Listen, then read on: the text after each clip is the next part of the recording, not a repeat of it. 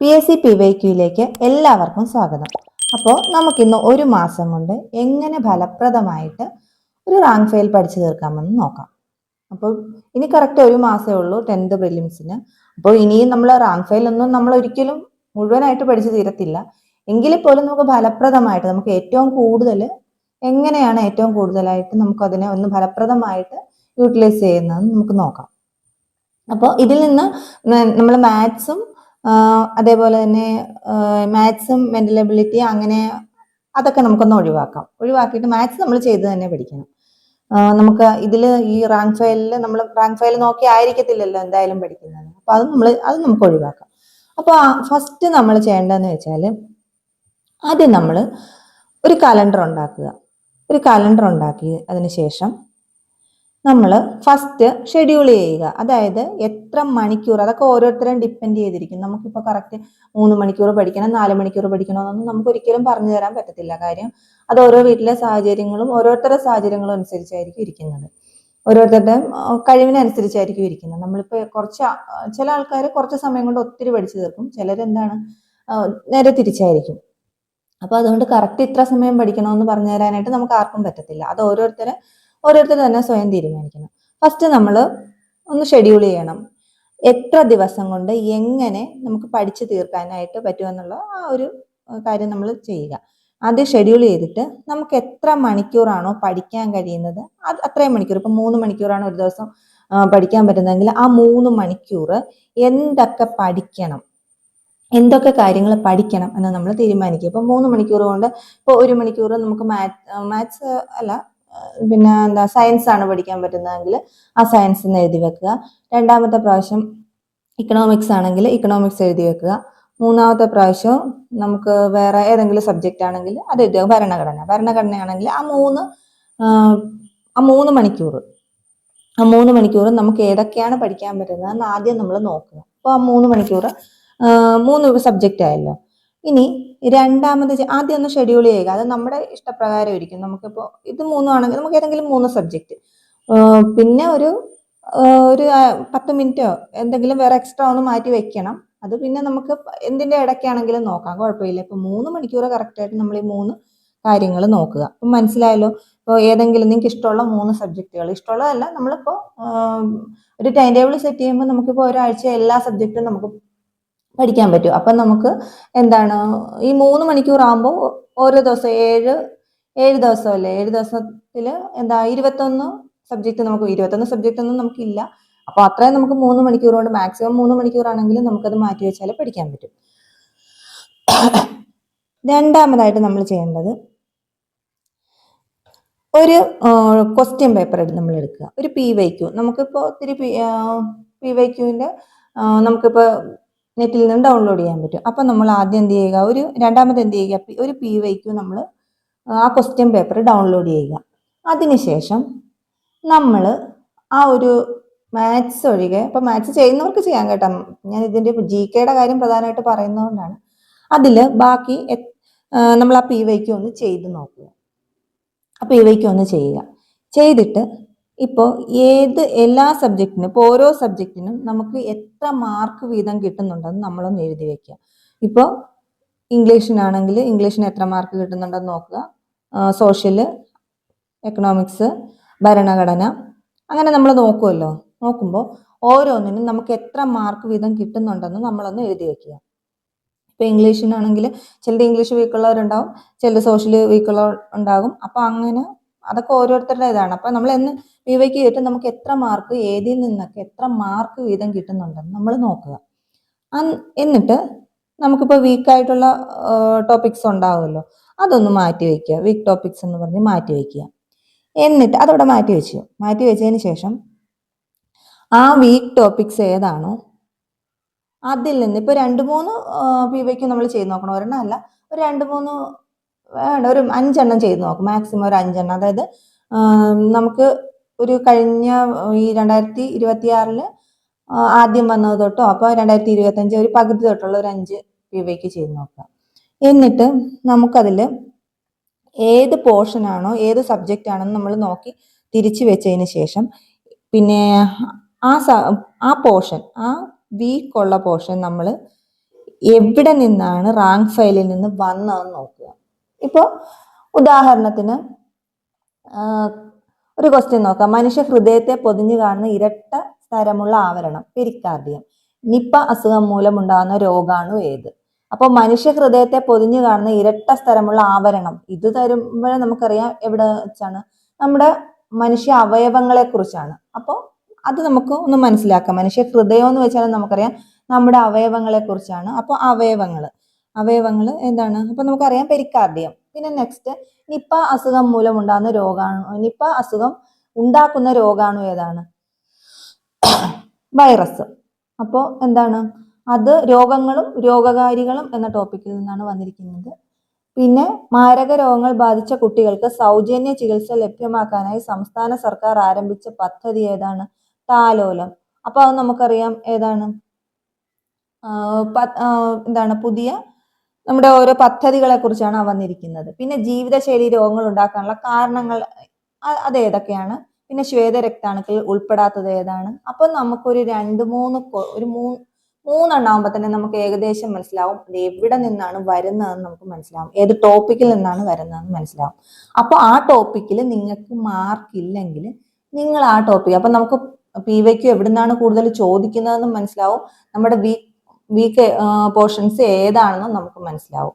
അപ്പോൾ അങ്ങനെ നമ്മൾ തിരിക്കുക. അപ്പം നമുക്ക് വീക്കായിട്ടുള്ള ടോപ്പിക്സും ആ ടോപ്പിക്സ് ഏത് പോർഷൻസിൽ നിന്ന് എത്ര മാർക്കിന് ചോദിക്കും എന്നൊരു 3-4 എണ്ണം ചെയ്തു വരുമ്പോൾ നമുക്കത് മനസ്സിലാവും. അപ്പൊ അങ്ങനെ രണ്ടായിട്ട് നമ്മൾ തിരിക്കുക. പിന്നെ നമ്മൾ അങ്ങനെ സബ്ജക്റ്റ് നോക്കി പഠിച്ചതിന് ശേഷം നമ്മൾ പിന്നെ ഒരു 6 അതിന് ശേഷം നമ്മളിപ്പോൾ ഓരോ ദിവസം നമ്മൾ 3 മണിക്കൂർ പഠിക്കുമെന്ന് പറഞ്ഞല്ലോ. ആ 3 മണിക്കൂർ പഠിക്കുന്നതിന്റെ കൂടെ ഒരു എക്സ്ട്രാ ടൈം, ഒരു 10 മിനിറ്റത്തെ കാര്യമേ ഉള്ളൂ. നമ്മൾ എന്ത് ചെയ്യുക? ഒരു PYQ നമ്മൾ എന്തായാലും ഒന്ന് ചെയ്ത് നോക്കുക. ഒരു PYQ നമ്മൾ എന്തായാലും ഒന്ന് ചെയ്ത്, വെറുതെ ചെയ്ത് നോക്കണ്ട, നമ്മളൊന്ന് ചെയ്ത് നോക്കണം എന്ന് ഒരിക്കലും ഒരു നിർബന്ധമൊന്നുമില്ല. നമ്മളൊന്ന് വായിച്ചു നോക്കിയാലും മതി. വായിച്ചു നോക്കുമ്പോഴും നമുക്ക് നമ്മുടെ മനസ്സിൽ അതെന്തായാലും നമ്മുടെ വീക്ക് ടോപ്പിക്സ് ഏതാണെന്ന് നമ്മുടെ മനസ്സിൽ കിടപ്പുണ്ട്. അല്ലെങ്കിൽ നമ്മൾ ആ ബുക്ക് എടുത്ത് നോക്കുക. അപ്പൊ നമുക്ക് മനസ്സിലാവും ഇതിൽ നിന്നൊക്കെ ഇത്ര ചോദിച്ചിട്ടുള്ള. അപ്പൊ നമ്മൾ ആ വീക്ക് ടോപ്പിക്സ് പഠിക്കുമ്പോൾ ഓട്ടോമാറ്റിക്കായിട്ട് നമുക്ക് ആ അടുത്തൊരു ക്വസ്റ്റ്യൻ പേപ്പർ വരുമ്പോൾ ഇത് നമ്മൾ പഠിച്ച ടോപ്പിക്സ് ആണ്, ഇതെനിക്കറിയാം. അപ്പൊ നമ്മളത് സ്വാഭാവികമായിട്ട് അത് എന്താണ്, നമ്മളത് നന്നായിട്ട് നമ്മുടെ മനസ്സിൽ അത് ഉറക്കുകയും ചെയ്യും. നമ്മളത് വീണ്ടും വീണ്ടും വീണ്ടും നമ്മളത് ചെയ്ത് പിന്നെ നമ്മൾ ഒരിക്കലും അത് മറക്കത്തില്ല. അപ്പൊ എന്താ ചെയ്യേണ്ടത്? രണ്ട് ഭാഗമായിട്ട് അത് തിരിച്ചിട്ട് വീക്ക് ടോപ്പിക്സ് ഏതാണോ അത് നമ്മൾ നോക്കി എന്നിട്ട് ക്വസ്റ്റ്യൻ പേപ്പറിൽ അതെന്താണ് വന്നിരിക്കുന്നത് അത് നോക്കി ചെയ്യുക. അപ്പോൾ ഇങ്ങനെ നമുക്കൊരു 30 ദിവസം കൊണ്ട്, ഇപ്പോൾ ഓരോ ദിവസവും ഓരോ ടോപ്പിക്സ് എന്തായാലും ഓരോ സബ്ജക്റ്റ് നമ്മൾ എന്തായാലും പഠിക്കുകയും ചെയ്യുന്നുണ്ട്. പിന്നെ ഒരു കാര്യം പ്രത്യേകം ശ്രദ്ധിക്കണം, കുറേ ഭാഗങ്ങളുണ്ട് നമ്മുടെ റാങ്ക് ഫയലിൽ. ഒരു ക്വസ്റ്റ്യൻ പോലും ചോദിക്കാത്ത കുറേ ഭാഗങ്ങളുണ്ട്. അപ്പോൾ ആ ഭാഗങ്ങളൊക്കെ നമ്മൾ അങ്ങോട്ട് ഒഴിവാക്കി. ഇതിപ്പോൾ എല്ലാം നമ്മൾ പഠിക്കാനല്ല പറയുന്നത്, ഫലപ്രദമായിട്ട് പഠിക്കുക എന്നുള്ള കാര്യം മാത്രമേ പറഞ്ഞിട്ടുള്ളൂ കേട്ടോ. അപ്പൊ നമ്മൾ എന്താ ചെയ്യേണ്ട? കുറെ ടോപ്പിക്സ് ഒരു സാധനവും ചോദിക്കാത്ത കുറെ വെറുതെ കൊടുത്തിരിക്കുന്ന കുറെ ഭാഗങ്ങളുണ്ട് നമ്മുടെ റാങ്ക് ഫയലിൽ. അപ്പോൾ അതൊരു റാങ്ക് ഫയൽ, ഓരോരുത്തരും കയ്യിലിരിക്കുന്ന റാങ്ക് ഫയൽ എനിക്കിപ്പോൾ പറയാൻ പറ്റത്തില്ല, കാര്യം ഓരോരുത്തരുടെ കയ്യിൽ ഓരോ റാങ്ക് ഫയലാണ്. അപ്പോൾ എനിക്കിപ്പം ഇവിടെ ഇരുന്നിട്ട് അത് നിങ്ങൾ പഠിക്കേണ്ട, ഇത് നിങ്ങൾ പഠിക്കേണ്ടെന്ന് എനിക്ക് പറയാൻ പറ്റത്തില്ല, കാര്യം ഓരോരുത്തരും ഓരോ റാങ്ക് ഫയലാണ്. ഒരു ലക്ഷ്യയുടെ ആണെങ്കിൽ ഒരാൾ ടാലന്റിന്റെ, അങ്ങനെയൊക്കെ ആയിരിക്കും പഠിക്കുന്നത്. അപ്പൊ നിങ്ങളുടെ അതിൽ മൊത്തം ഒരിക്കലും പഠിക്കേണ്ട കാര്യമൊന്നുമില്ല. നിങ്ങളത് വേണ്ടത് മാത്രം പഠിക്കുക. PYQ നോക്കുക, അതിൽ ഏതാണോ കൂടുതൽ. പിന്നെ വേറൊരു കാര്യമുണ്ട്, നമ്മൾ കൂടുതലും ഇപ്പം റാങ്ക് ഫയൽ പഠിക്കേണ്ടെന്നല്ല, നിങ്ങൾക്ക് പറ്റുന്നുണ്ടെങ്കിൽ പിന്നെ 3 സബ്ജക്റ്റിന്റെ കൂടെ വെറുതെ ഒന്ന് ഒരു ടെക്സ്റ്റ് ഡൗൺലോഡ് ചെയ്തിട്ട് വെറുതെ ഒന്ന് ജസ്റ്റ് വായിച്ചു നോക്കുക. ഓരോ SCERTയുടെ ടെക്സ്റ്റിൽ ജസ്റ്റ് ഒന്ന് ഓരോ ചാപ്റ്റർ, നല്ല കഠിനമായിട്ട് ആഴത്തിലൊക്കെ വായിക്കണമെന്നല്ല, ജസ്റ്റ് ഒന്ന് അത് വായിച്ചു നോക്കുക. അപ്പോൾ നമുക്ക് അതും മനസ്സിലാകും. അതിന് പ്രത്യേകിച്ച് സമയം അത് പഠിക്കാനല്ല പറഞ്ഞത്, ഒന്ന് വായിച്ചു നോക്കാനാ പറഞ്ഞത്. അപ്പം നമുക്കത് മനസ്സിലാവും നമ്മൾ എന്തൊക്കെയാണ് പഠിച്ച റാങ്ക് ഫയലിലുള്ളതും ഈ SCERT ടെക്സ്റ്റിലുള്ളതും എന്തൊക്കെയാണ്, എവിടുന്നൊക്കെയാണ് നമ്മൾ ചോദിച്ചിരിക്കുന്നത്. അപ്പം നമ്മൾ ഏകദേശം ഇത് രണ്ടും നമ്മൾ കവർ ചെയ്തു പോകും. പിന്നെ വേറെ എൻ്റെ പേഴ്സണലായിട്ടുള്ള അഭിപ്രായത്തിൽ പറയുകയാണ്, പിന്നെ നമ്മൾ ഈ റാങ്ക് ഫയല് SCERT NCERT പഠിച്ചിട്ട് അതിൻ്റെ ഒരു കണക്റ്റഡ് ഫാക്ട് നോക്കാനുള്ള ഒരു ഇതുമായിട്ട് ഉപയോഗിക്കുകയാണ് നല്ലത്. കാര്യം എന്താണെന്ന് വെച്ചാൽ ഇപ്പോൾ കൂടുതലും നമുക്കറിയാം SCERT എന്നാണ് ചോദിക്കുന്നത്. അപ്പോൾ അത് പഠിച്ചിട്ട് അതിൻ്റെ ഒരു കണക്ട് എന്തെങ്കിലും ഇതുണ്ടെങ്കിൽ അത് നോക്കാനായിട്ട് ഉപയോഗിക്കാൻ നല്ലത്.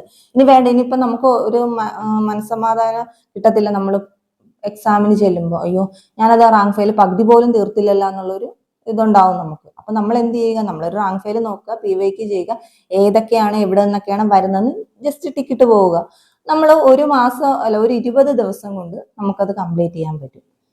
ഉറപ്പാണ്. നമ്മളിപ്പോ ഒരു 3 മണിക്കൂർ നമ്മൾ എടുക്കണം, അതെന്തായാലും അത് മാക്സിമം എടുക്കണം. പിന്നെ ഇത് 3 മണിക്കൂർ തുടർച്ചയായിട്ട് പറ്റാത്തവരാണെങ്കിൽ, ഇപ്പൊ എന്തെങ്കിലും ജോലിക്കൊക്കെ പോകുന്നവരാണെങ്കിൽ ആ ഇടയ്ക്ക് ഏതെങ്കിലും ഒക്കെ ഒരു സമയം ഉണ്ടാവുമല്ലോ, അപ്പൊ നമ്മളൊന്ന് ജസ്റ്റ് ഇയർഫോൺ വെച്ച് അത് കേൾക്കുകയോ അങ്ങനെ എന്തെങ്കിലും നമ്മൾ ചെയ്യുക. അപ്പൊ നമ്മൾ ആ 3 മണിക്കൂറോ വേണ്ട, നിങ്ങൾക്ക് ചിലപ്പോൾ 3 മണിക്കൂറിന് മുന്നേ ഇതൊക്കെ കംപ്ലീറ്റ് ആക്കാൻ പറ്റുന്നവരുണ്ട്. അങ്ങനെയുള്ളവർക്ക് അത്രയും ഇത് വേണ്ട. ഞാനൊരു സാധാരണ ഒരു ആളുടെ ഒരു പതുക്കെ ഒരു പഠിക്കുന്ന ഒരാളുടെ കാര്യമാണ് പറഞ്ഞത്, ഒരു ആവറേജ് സ്റ്റുഡന്റിന്റെ കാര്യമാണ് പറഞ്ഞത്. ഇനി പെട്ടെന്ന് ക്യാച്ച് ചെയ്യാൻ പറ്റുന്നവരുണ്ട്, അവർ ഇത്രയും മണിക്കൂറൊന്നും എടുക്കുന്ന കാര്യമൊന്നുമില്ല. ഇതിപ്പോ നമ്മൾ നോക്കുക PYQ. ഇപ്പൊ ഒന്നുകൂടെ പറയാം, നമ്മൾ ആദ്യം ഒരു റാങ്ക് ഫയൽ എടുക്കുക. അത് എടുത്തതിന് ശേഷം ഇപ്പൊ ജീവശാസ്ത്രമാണെങ്കിൽ അതെടുത്തിട്ട് അതിലിപ്പോ പിന്നെ രോഗങ്ങളും രോഗകാരികളും ഉണ്ട്. അതിപ്പോ നമുക്ക് PYQയിൽ എന്തൊക്കെയാണ്, ഇത്ര മാർക്കിന്റെയാണ് ചോദിച്ചിരിക്കുന്നത്, ഏതൊക്കെയാണ് കൂടുതൽ ചോദിച്ചത്, നമ്മൾ ആ ഒരു പോർഷൻ മാത്രം പഠിക്കുക. പിന്നെ അടുത്തത് നോക്കുക. അങ്ങനെ ഒരു 3-4-5 PYQ ക്വസ്റ്റ്യൻസും പിന്നെ ഇതും കൂടെ ചെയ്തു വരുമ്പോൾ നമുക്ക് ഏകദേശം മനസ്സിലാവും നമ്മൾ എവിടുന്നാണ് എങ്ങനെയാണ് ചോദിച്ചിരിക്കുന്നതെന്നും. നമുക്കത് പെട്ടെന്ന് ഒരു 20 ദിവസം കൊണ്ട് നമുക്ക് തീർക്കാൻ പറ്റും. വെറുതെ വലിച്ചു വാരി മൊത്തം പഠിക്കുന്ന കാര്യമല്ല ഞാൻ പറഞ്ഞത്, ഫലപ്രദമായിട്ട് എങ്ങനെ നമുക്ക് ആ ഒരു റാങ്ക് ഫയൽ പഠിച്ച് തീർക്കാം എന്നാണ് പറയുന്നത്. പിന്നെ SCRT ഞാൻ പറഞ്ഞല്ലോ, അതിന്റെ ടെക്സ്റ്റ് അതൊക്കെ നമ്മൾ PDF എടുക്കുക, ഒന്ന് നോക്കുക, അതിൽ പ്രധാനപ്പെട്ടവ മാത്രം. പിന്നെ ഇതൊന്നും പറ്റാത്തവരാണെങ്കിൽ നമുക്ക് ഈ ബോക്സിൽ കൊടുത്തിട്ടുണ്ടാവുമല്ലോ റാങ്ക് ഫയലിന്റെ ഒക്കെ കൺഫ്യൂസിങ് ഫാക്ട്സ് അങ്ങനെയൊക്കെ ഉണ്ടാവുമല്ലോ, അപ്പൊ അതും കൂടെ അത് മാത്രമെങ്കിലും നോക്കിപ്പോകാം. ഇത് പഠിക്കാൻ പറ്റാത്തവരുടെ കാര്യമാണ് പറഞ്ഞത്. ഇത് കുറഞ്ഞ എന്തായാലും ഇപ്പൊ 1 മണിക്കൂർ കൊണ്ടാണെങ്കിലും നമുക്ക് എന്തായാലും ഈ ജസ്റ്റ് ഈ പറഞ്ഞ കാര്യങ്ങൾ പെട്ടെന്ന് നമുക്ക് ചെയ്യാം. ആദ്യം നമുക്ക് വീക്കുള്ള ഭാഗങ്ങൾ എഴുതി വെക്കുക, നമ്മൾ PYQ നോക്കുക, അതിൽ നിന്ന് എന്തൊക്കെയാണ് ചെയ്തിരിക്കുന്നത്, എന്തൊക്കെയാണ് വന്നിരിക്കുന്നത് നോക്കുക, അത് പഠിക്കുക. പിന്നെ പിറ്റേ ദിവസം അതൊന്ന് പിന്നെ വേറൊരു കാര്യം, റിവൈസ് ചെയ്യണം. പിറ്റേ ദിവസം നമ്മൾ ഒരു ടെക്സ്റ്റ് നമ്മുടെ നോട്ട്ബുക്ക് എടുക്കുമ്പോൾ തലേ ദിവസത്തെ വെറുതെ ഒന്ന് ഭയങ്കരമായിട്ട് പഠിക്കണമെന്നല്ല, ജസ്റ്റ് ഒന്ന് റിവൈസ് ചെയ്യുക. അപ്പൊ ഇത്രയും കാര്യങ്ങളുണ്ടെങ്കിൽ നമുക്കൊരു 20 ദിവസം കൊണ്ട് നമുക്ക് കറക്റ്റ് റാങ്ക് ഫയൽ മുഴുവൻ വാരി വലിച്ച് പഠിക്കാതെ എങ്ങനെയാണ് ഫലപ്രദമായി പഠിക്കേണ്ടതെന്ന് മനസ്സിലായല്ലോ. അപ്പൊ നമ്മൾ അത് ചെയ്യുക, PYQ നോക്കുക, ഇത് നോക്കുക, പിന്നെ ഏതൊക്കെ സബ്ജക്റ്റിലാണ് ഞാൻ വീക്ക് എന്ന് നോക്കുക. അതിനുശേഷം ആ സബ്ജക്റ്റിന്റെ വന്ന ഏകദേശം ഒരു ക്വസ്റ്റ്യൻസ് നോക്കുക, അപ്പൊ ഏത് ഭാഗത്തു നിന്നാണെന്ന് നമുക്ക് വരും. പിന്നെ ഇത് കൂടാതെ കറണ്ട് അഫയേഴ്സ് നമ്മൾ എന്തായാലും പിന്നെ ഒരു പ്രത്യേകം പഠിക്കേണ്ടതാണ്. കാര്യം നമ്മൾ PYQ പഠിച്ചിട്ട് കറണ്ട് അഫയേഴ്സ് ഒന്നും ഒത്തിരി നമുക്ക് കിട്ടാൻ പോകുന്നില്ല, എപ്പോഴും മാറ്റങ്ങൾ ഉണ്ടാവും. പിന്നെ അപൂർവം ചിലതൊക്കെ മാറാതിരിക്കത്തുള്ളൂ. അപ്പൊ നമ്മൾ കറണ്ട് അഫയേഴ്സ് പ്രത്യേകം നമ്മൾ ശ്രദ്ധിക്കണം. കറണ്ട് അഫയേഴ്സ് കൂടെ നമ്മൾ നോക്കി പോകണം.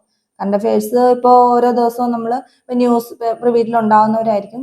ഇപ്പൊ അല്ലെങ്കിലും നമ്മളൊന്ന് ഹെഡ്സെറ്റ് വെച്ചിട്ട് ജസ്റ്റ് ഒന്ന് ആ ദിവസത്തെ കറണ്ട് അഫയേഴ്സ് ഒന്ന് നോക്കുക.